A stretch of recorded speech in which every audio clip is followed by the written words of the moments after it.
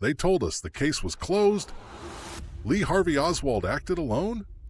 The evidence was supposedly clear. But what if they lied? For over 60 years, classified documents have been locked away. Until now.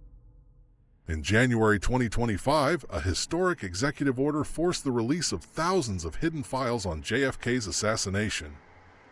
Buried within them? New evidence, unseen connections.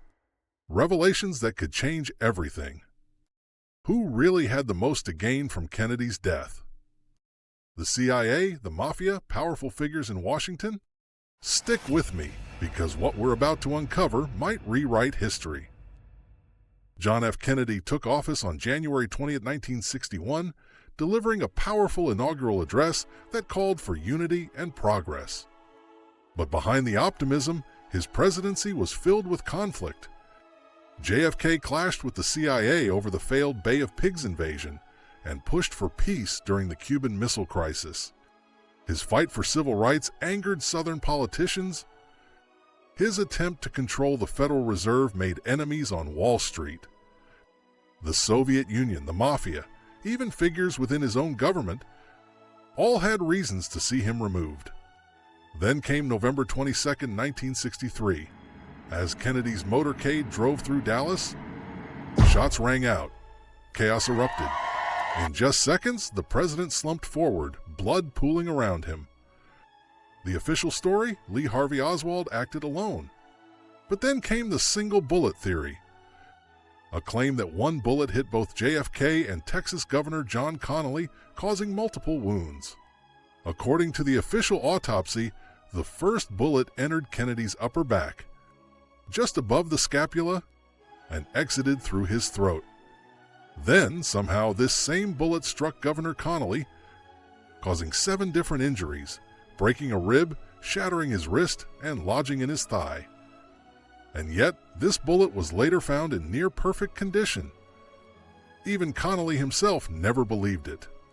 It was an explanation designed to make the lone gunman theory work. But was it really possible? Or was there more to the story? The fatal shot struck Kennedy in the back of his head, creating a massive exit wound at the front. Who had the most to gain from JFK's death? The CIA? His political rivals?